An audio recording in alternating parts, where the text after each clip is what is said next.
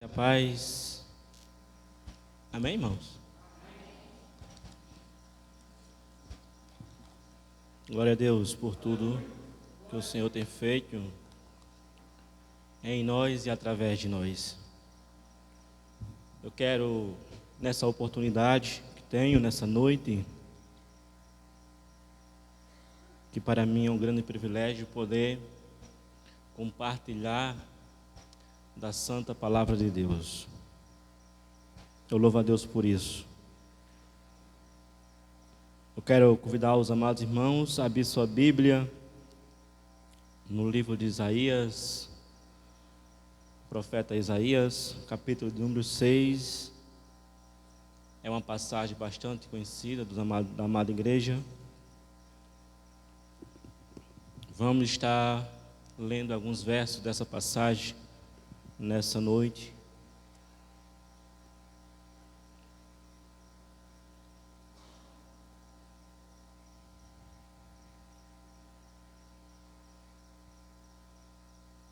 Isaías capítulo 6, verso 1. Os irmãos encontraram? Diz o seguinte: No ano da morte do rei Uzias, eu vi o Senhor assentado sobre um alto e sublime trono, e as abas das suas vestes enchiam o templo. Serafins estavam por cima dele, cada um tinha 6 asas. Com 2 cobriu o rosto, e com 2 cobriu os pés, e com 2 voava. E clamavam uns para com os outros, dizendo: Santo, Santo, Santo é o Senhor dos exércitos. Toda a terra está cheia da sua glória. As bases do limiar se movia a voz do que clamava, e a casa se encheu de fumaça. Então disse eu: ai de mim, estou perdido, porque sou homem de lábios impuros e habito no meio de um povo de impuros lábios. E os meus olhos viram o Rei, o Senhor dos exércitos. Então um dos serafins voou para mim, trazendo na mão uma brasa viva que tirara do altar com uma tenaz. E com a brasa tocou a minha boca e disse: eis que ela tocou os teus lábios, a tua iniquidade foi tirada e perdoado os teus pecados. Depois disso ouvi a voz do Senhor que dizia: a quem enviarei e quem há de ir por nós? Disse eu: eis-me aqui, envia-me a mim. Então disse ele: vai e diz a este povo: ouvi, ouvi, e não entendais. Vedes, vedes, mas não percebais. Torna insensível o coração deste povo, endurece-lhe os ouvidos e fecha-lhe os olhos, para que não venha ele a ver com os olhos e ouvir com os ouvidos e a entender com o coração, e se converta e seja salvo. Até aí.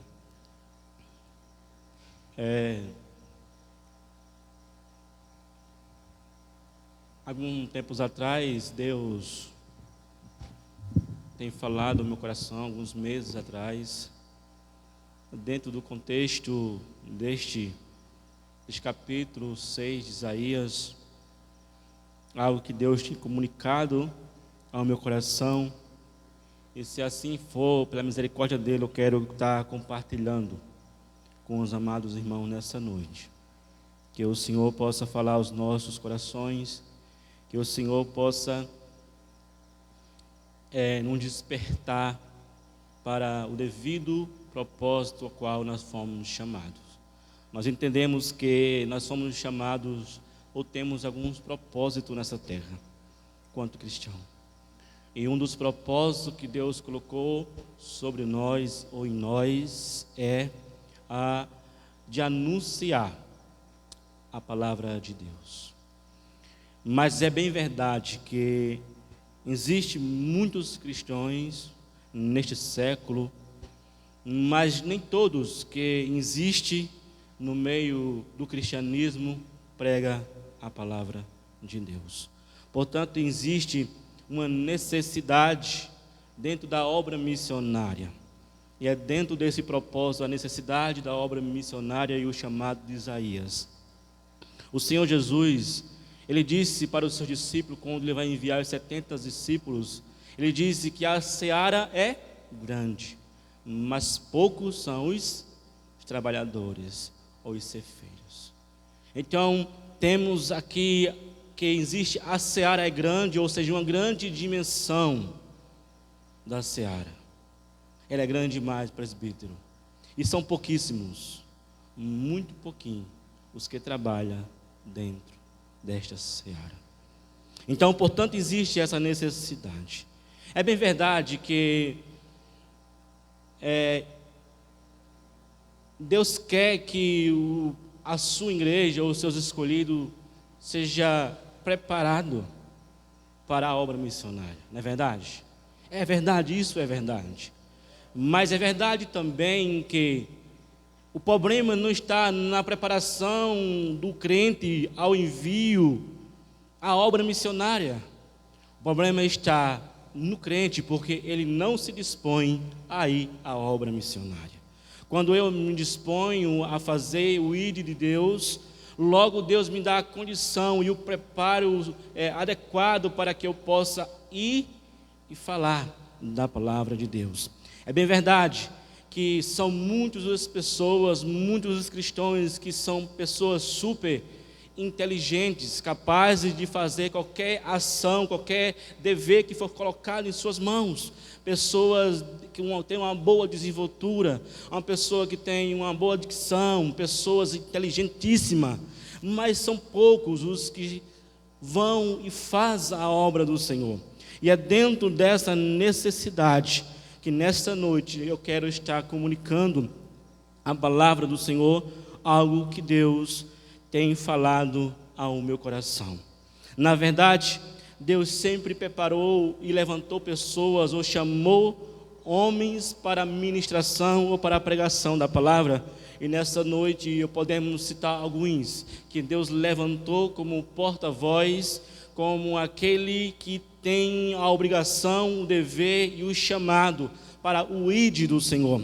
Podemos citar nessa noite, Deus chamou Noé para pregar à população pecaminosa da sua época, construir uma arca e dar início a uma nova geração.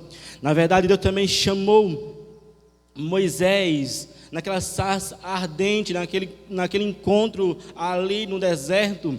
Deus chama Moisés para tirar o seu povo do Egito, ao qual estava sendo castigado pelo faraó, e o povo clamaram a Deus, e Deus ouviu a oração, e pegou Moisés e fez dele um grande homem, um grande atalaia, um grande profeta, para levar aquele povo ao deserto, e ali passar para aquele povo, educar aquele povo nas leis do Senhor.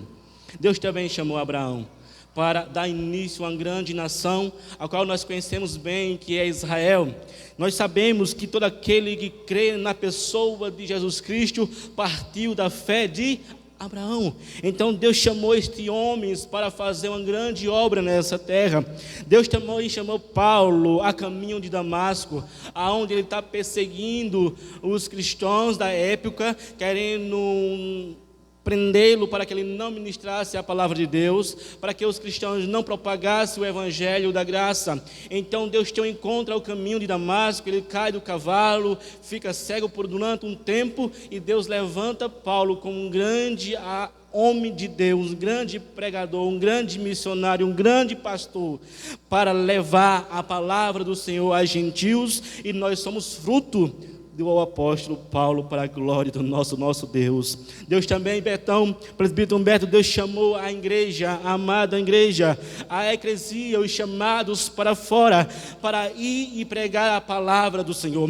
É bem verdade, se você que está aqui nessa noite, e se você faz parte desse conjunto chamado igreja, paira sobre as nossas vidas, sobre o nosso dever, sobre a nossa obrigação. Fomos chamados pelo Senhor, nós estávamos mortos nos nossos pecados, nos nossos delitos, e Deus nos vivificou, estando nós mortos, e nos colocou o ministério da reconciliação para pregar a palavra de Deus. Mas porque Deus nos chamou, Deus chamou esses homens para a ministração da palavra de Deus, porque existe uma necessidade.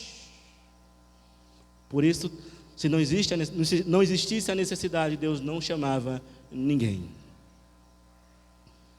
Não tão diferente, Deus chamou o profeta Isaías para a ministração da palavra do Senhor, para ser um profeta. Então, quem foi Isaías? Isaías é um dos mais conhecidos profetas do Antigo Testamento. Ele foi casado, teve 2 filhos.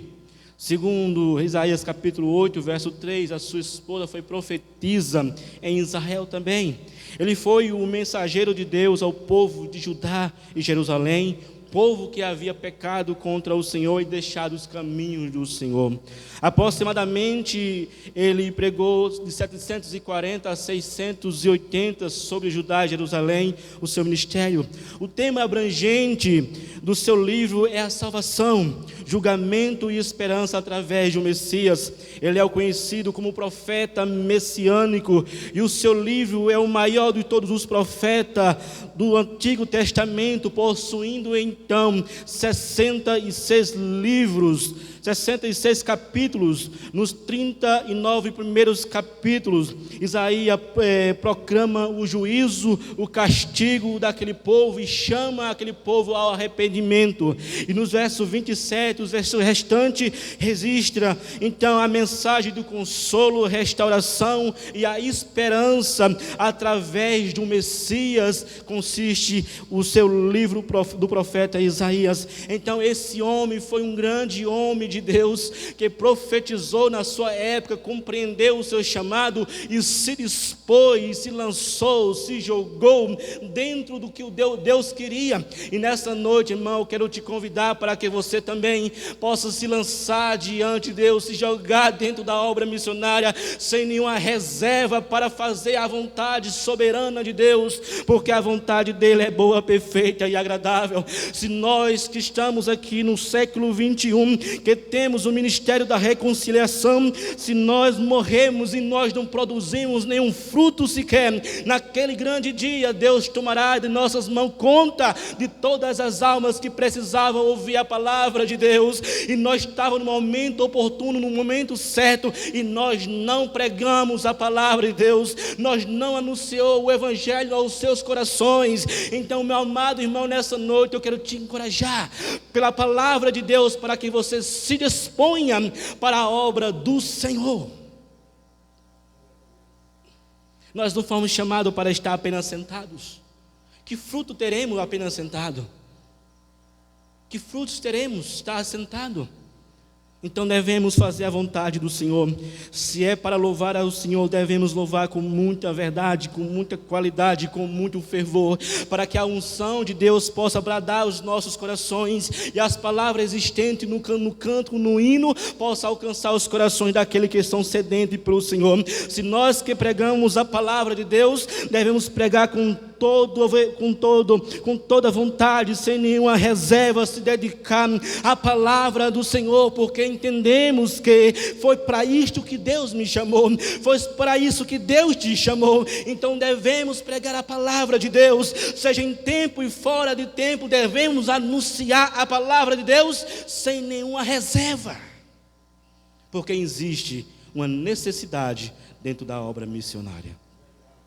Então podemos dividir esses versos, do verso 1 ao verso 10, para melhor compreensão nessa noite. Do verso 1 ao verso de número 4, nós temos a visão de Isaías, o encontro de Deus, de Isaías com Deus. Do verso 5 ao verso de número 7, Isaías reconhece o seu pecado, a sua natureza, e reconhece também o pecado da humanidade da sua época. Do verso 8, Deus anuncia a necessidade do campo missionário e a resposta do profeta quanto isso. Do verso 9 ao verso de número 10, Deus envia o profeta Isaías para pregar sobre em Judá e em Jerusalém. Podemos nessa noite compreender a palavra do Senhor, mas eu quero te chamar a atenção que para que isso aconteça, para que Isaías possa compreender a necessidade da obra, para que Isaías pudesse compreender o seu chamado, para que Isaías pudesse ver o seu pecado, o pecado existente na população da sua época, ele precisou ter um encontro com o Senhor.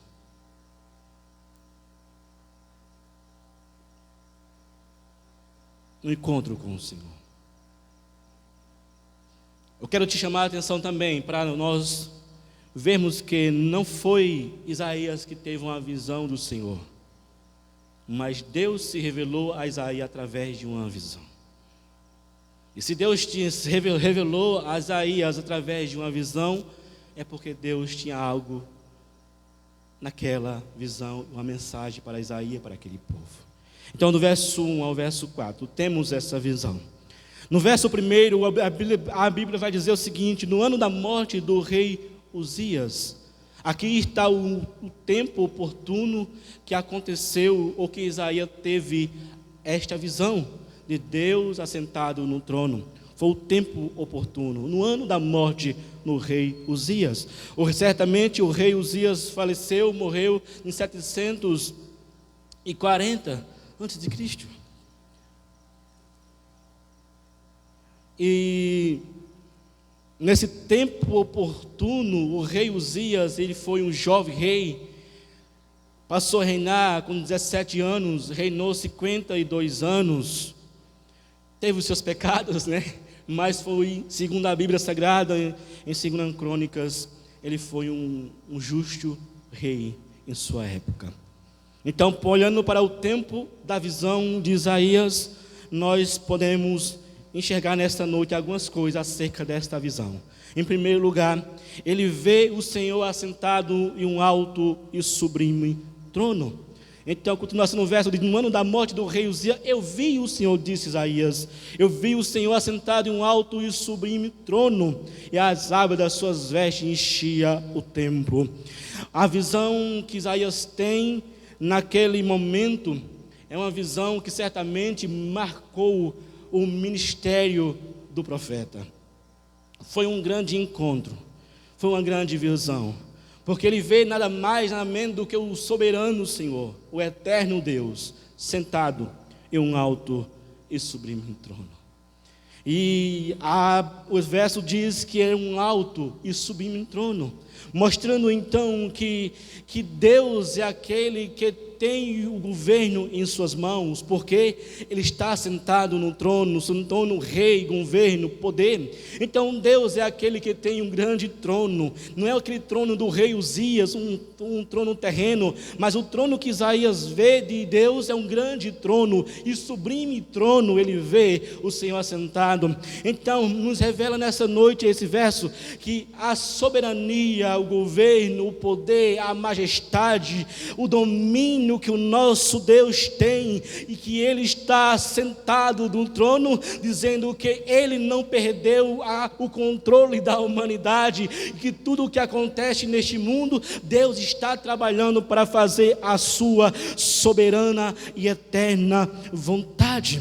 Em segundo lugar, ele vê os serafins, e esses serafins estão por trás do Deus sentado no trono. E esses serafins, segundo o verso número 12, eles têm 6 asas, 3 pares de asa, 2 eles cobrem o rosto, com 2 eles cobrem os pés, e com 2 voam. Isso nos mostra que até mesmo os serafins, que são os seres espirituais, seres santos, não se atreve a olhar para Deus diretamente, por isso que ele cobre o seu rosto e cobre os seus pés, como um sinal de humildade, de reverência, de serviço ao grande Deus que está sentado sobre o grande trono. Também podemos ver que aquele serafim clamava: santo, santo, santo é o Senhor dos exércitos, e toda a terra está cheia da sua glória, nos mostrando que Deus é 3 vezes santo, dizendo o seguinte, que Ele é santíssimo, mais santo do que santo, santo é o nosso Deus, irmãos. Isso é maravilhoso. Nós servimos, Daniel, a esse Deus que é santíssimo, que nem os mesmos anjos, nem os serafins se atrevem a olhar para Ele e contemplar a beleza da sua glória. Louvado seja o nome do nosso Deus. É a Ele, irmão, que nós servimos. Nós não servimos a Deus de Baal, nós não servimos a Deus humano, nós não servimos a Deus de imaginação humana, que não passa de apenas uma mensagem, uma ideia de um objeto, mas nós servimos, meus irmãos, meus queridos, ao único Deus que tem a chave da história em suas mãos. Nós servimos ao único que é soberano, que tudo que existe na terra obedece a sua voz, sejam homens, seja seres vivos, até o próprio diabo crê nele, que estremece diante dele. Betão, presbítero Beto, é esse Deus que nós servimos, e é esse Deus que nós devemos pregá-lo todos os dias da nossa vida, para a honra e glória dele eternamente. Amém, amém, ao nosso Deus que é santo. E devemos ser santos igual a ele, né? Louvado seja o nome do nosso Deus, porque ele é bom. Além de ele ver Deus, nos primeiros versos, assentado no alto, no sublime trono, e os serafins que estava diante dele. Depois desse encontro, depois desse momento, dentro dessa visão, algo acontece maravilhosamente. Ele disse Isaías: ai de mim, estou perdido, porque sou homem de lábios impuros e habito em uma sociedade de impuros lábios, e os meus olhos viram o Rei, o Senhor dos exércitos. Um dos serafins voou com a brasa viva tirado do altar com antenas, e tocou em seus lábios, e disse: a tua iniquidade foi tirada, e perdoado os teus pecados. Podemos ver aqui, do verso 5 ao verso 7, que este encontro produz em Isaías uma grande transformação. Produziu em Isaías uma grande realização. E quero dizer para os irmãos, é de um grande encontro desse que nós precisamos. Porque precisamos ver que, quando Isaías tem esse encontro com Deus em visão, a primeira coisa que acontece, ele reconhece o seu pecado. Ele disse: estou perdido, porque eu estou vendo o Senhor assentado em alto sublime trono. Eu que sou homem de lábios impuros. Ele reconhece a sua transgressão, ele reconhece o seu pecado. Ele sabe que ele não era digno de estar ali. Ele sabe que ele não era merecedor de estar diante daquela grande glória. Ele sabe que a condição humana, pecaminosa dele, não dava a ele a condição de se achegar a Deus. Ele diz: estou perdido. Ele reconhece a grande, magnífica santidade de nosso Deus, e reconhece a sua natureza decaída, pecaminosa, imunda, perecível. Eu sou um homem de lábios impuro. Também ele vê, além de enxergar o seu pecado, ele enxerga o pecado da sociedade da época de Judá e Jerusalém. Ele diz que este povo também é um povo de lábios impuros. E este povo de Israel e Judá havia deixado a palavra de Deus, havia deixado o conselho do Altíssimo, pretenderam trilhar os seus caminhos, o que eles achavam que era certo, passaram a cultuar outros deuses, por causa de alguns reis que se ergueram pagãos. Então este povo estava corrompido, e Isaías denuncia diante de Deus o seu pecado e o pecado da população da época de Judá e Jerusalém. E depois que ele vê, ele tem a visão ampla, real, clara da sociedade pecaminosa e dele como pecador também. Os pecados deles são perdoados, porque a Bíblia diz que um dos serafins vai até o altar, o trono, pega uma brasa viva, diz a Bíblia Sagrada, e toca em seus lábios, e diz o serafim: os teus pecados foram perdoados. e a tua iniquidade foi apagada, foi tirada. Irmãos, quero te chamar a atenção nessa noite, que nós só teremos capacidade de compreender quão grande é a obra missionária, a necessidade dessa obra, se nós tiver dimensão, tivermos em nossa mente a compreensão de quem nós somos, homens, mulheres, pecadores, indignos diante de Deus. Se você não se enxerga como uma pessoa pecador, você não vê o teu pecado, você não terá condição de dizer para Deus: eis-me aqui. Se você não olhar para a sociedade da época e não ver o seu pecado, você não terá condição de dizer para Deus: eis-me aqui. Porque o pecado é como câncer, que vai se enraizando, né? Aí chega um ponto, o pecado na vida do ser humano, que já é gravíssimo e não tem como mais cura.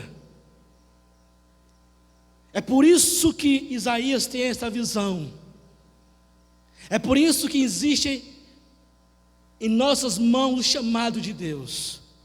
Porque o pecado da humanidade, da nossa sociedade, está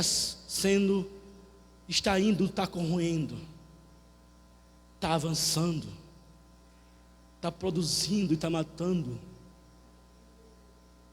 E eu não compreendo. Como um cristão, não consigo enxergar tal coisa.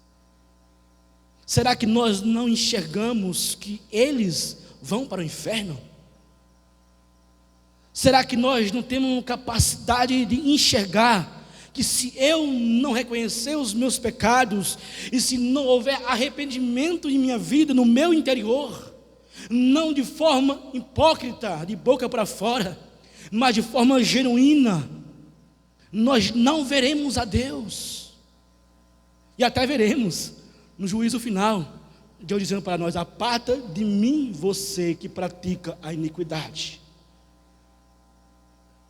Todo ser humano um dia vai ter um encontro com Deus, seja nesse momento ou seja no futuro.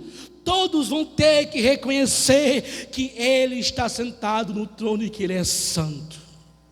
Para alguns vai ser tarde demais, porque cabe a Ele o lago de fogo e enxofre que está preparado para o diabo e os seus anjos.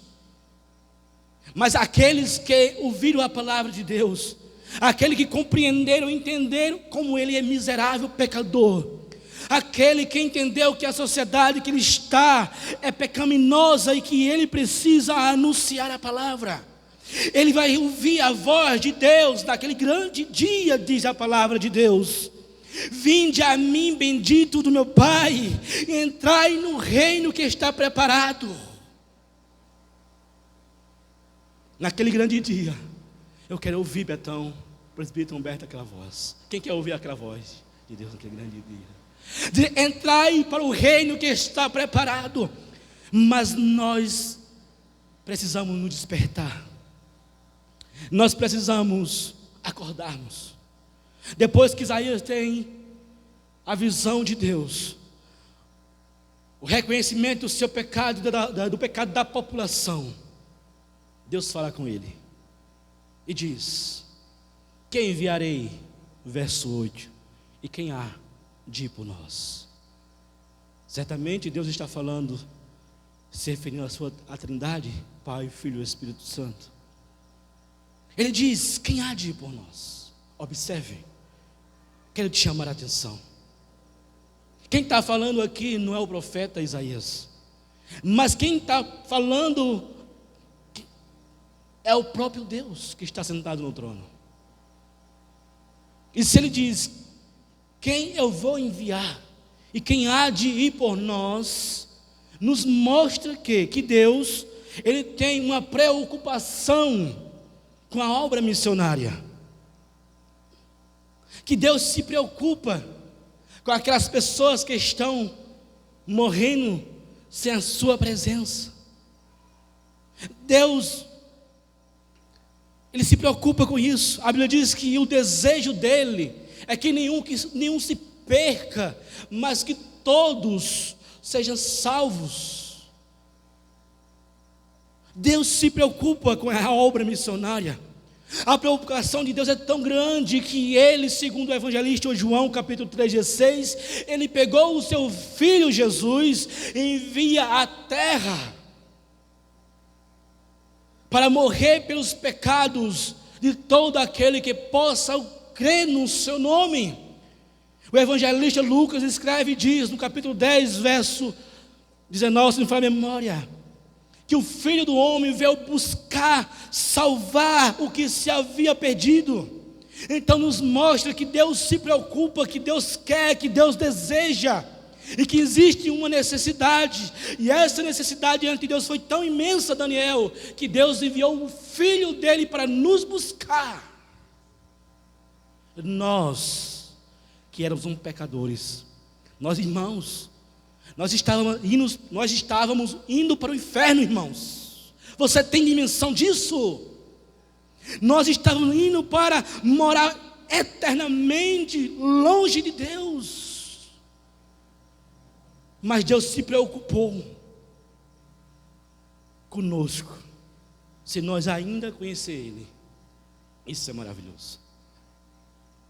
Nos conheceu de antemão, nos chamou, nos santificou e nos colocou aqui para a pregação da sua palavra.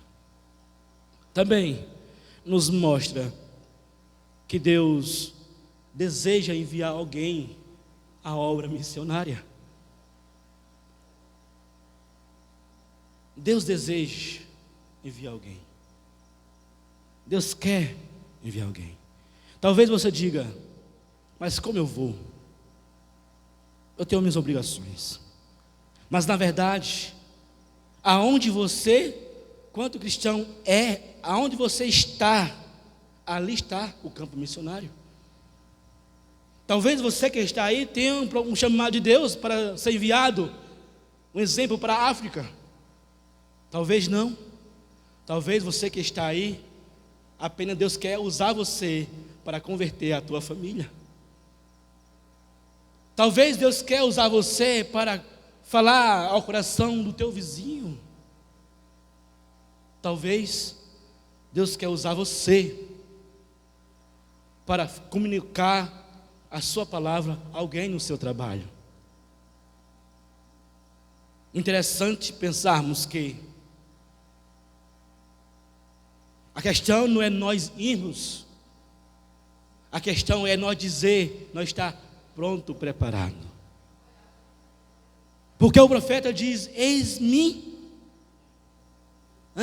aqui, envia-me a mim. Nessa noite, eu quero te encorajar ao ir do Senhor. Talvez você diga: eu não sei falar, eu não tenho um curso de teologia. Talvez você diga: eu não tenho uma boa dicção. Talvez você diga: eu não tenho preparação. Mas Deus não está falando de preparação. Deus está falando que quer que você diga: eis-me aqui. Porque a preparação vem depois do eis-me aqui. Às vezes nós queremos fazer a obra de Deus e já botamos, queremos estar no final na frente de tudo. Queremos estar preparados com o anel, conhecedor da Bíblia, de Gênesis e Apocalipse, saber fazer um grande estudo antes de ir, né? Mas o que o texto está dizendo aqui, que Isaías ainda não foi. Ele apenas disse, quando Deus perguntou: quem enviarei? Ele disse: eis-me aqui. Irmãos, eu quero te chamar a atenção nessa noite. que a preparação para a obra missionária vem depois, Daniel. Vem depois de você abrir o teu coração e dizer para Deus: Deus, eis-me aqui. Vem depois. Depois que você diz, eis-me aqui, Deus prepara você. E quando Deus prepara você, Deus envia você. E quando Deus envia você, você fala a palavra de Deus. E quando você fala a palavra de Deus, Deus fala ao coração daquele que precisa ouvir a sua palavra. O Senhor Jesus disse para os seus discípulos, no Evangelho de João capítulo 4, verso 35, erguei os olhos e vedes. Erguei os olhos e vedes, pois branquejam, ou claro já estão, para a ceifa. Irmãos, eu quero que você preste atenção nessa noite. Eu quero que você nessa noite possa prestar atenção, porque existe sobre mim, sobre você. Se você se converteu a Jesus, se você se arrependeu dos teus pecados, querendo você ou não, se você for igreja, existe sobre a tua vida a responsabilidade do ID do Senhor. Nós não devemos ser um mau servo, nós não devemos ser um negligente servo, mas nós devemos dizer para nosso Deus: Senhor, eis-me aqui. Talvez você diga: não sei orar, não sei falar, não sei ler, mas diga para Deus: eis-me aqui.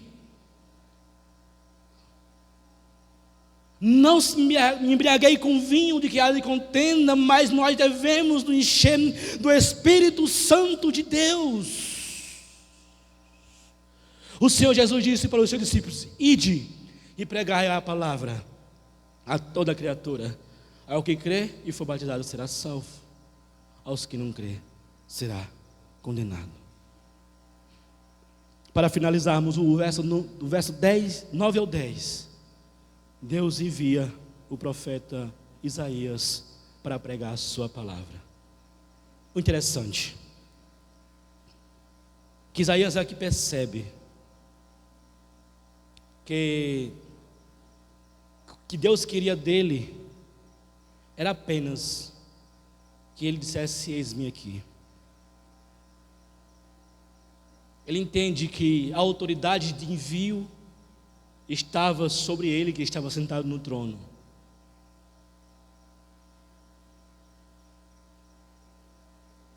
Ele entende isso, do verso 9 ao verso 10. O apóstolo Paulo, escrevendo sua segunda Epístola aos Coríntios 4, 7, ele diz: temos, porém, este tesouro em vaso de barro, para que a excelência do poder de Deus seja de Deus, a excelência do poder seja de Deus e não da nossa parte. Irmãos, nós não devemos se preocupar com o que devemos falar, com o que devemos dizer. O que Deus quer apenas de nós é que nós diga para Ele: eis-me aqui, eis-me aqui, eis-me aqui.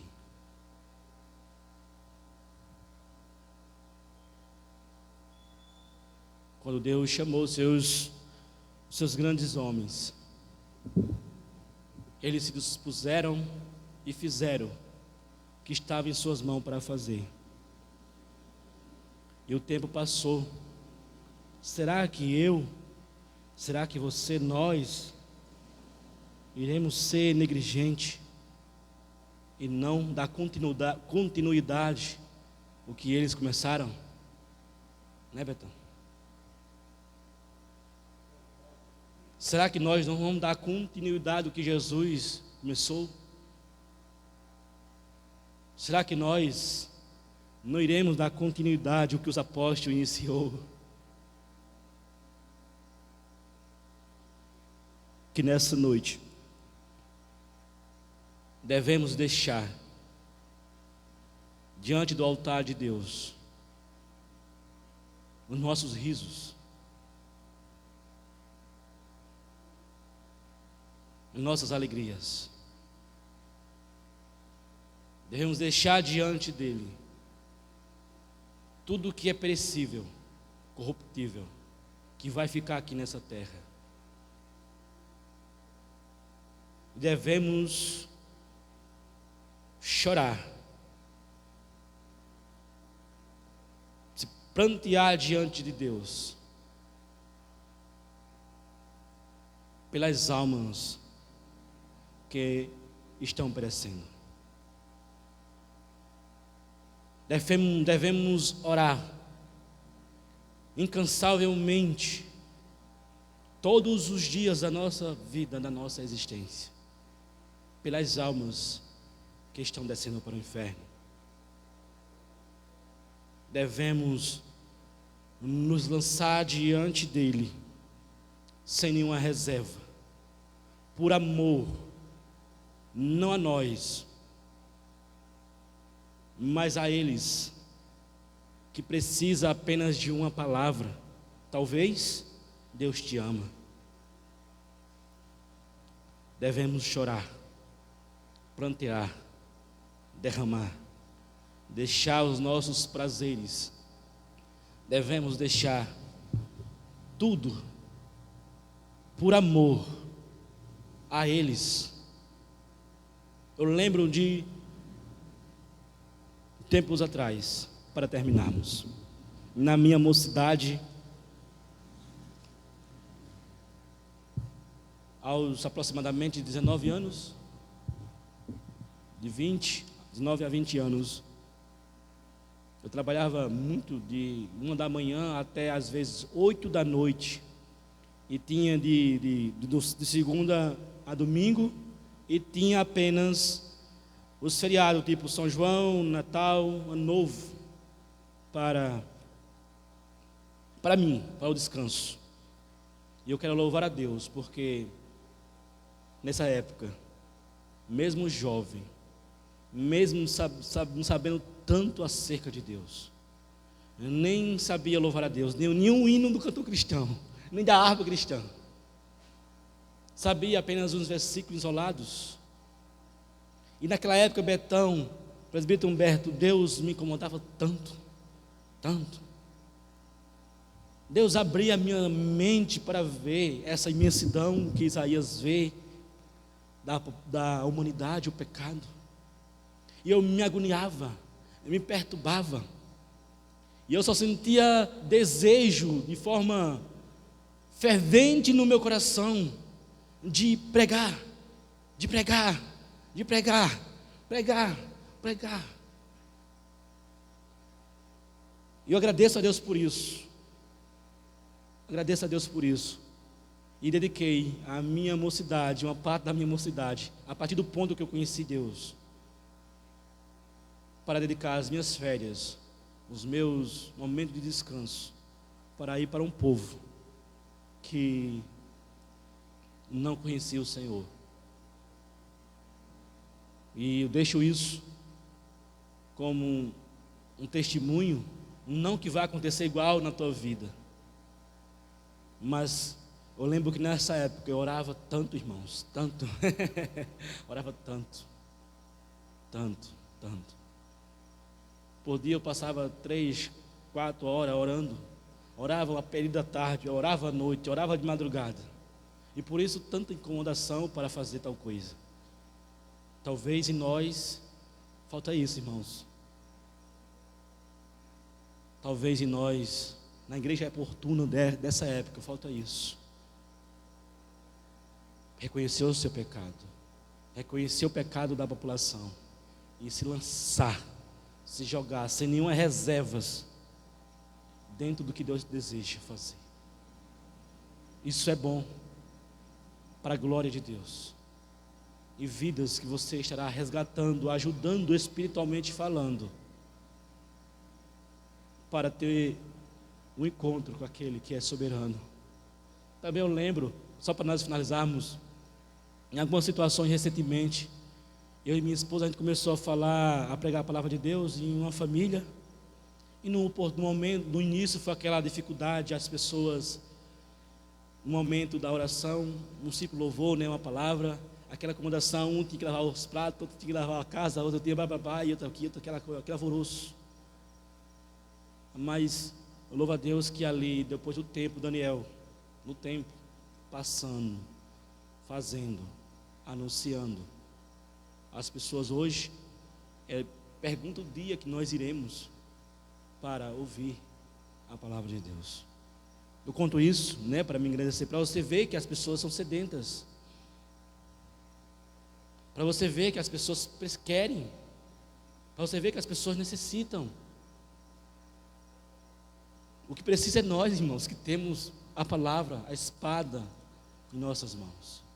Então, que nós, nessa noite, que Deus possa ter falado nos nossos corações, e que nós possa sair daqui pensando no que Deus falou, e que nós possamos dizer de coração, se for de boca para fora, se for de forma religiosa, não diga, mas se for genuinamente, do fundo da alma, eis-me aqui, diga para Deus: Deus, eis-me aqui, usa a minha vida como instrumento nessa terra. Amém? Deus abençoe.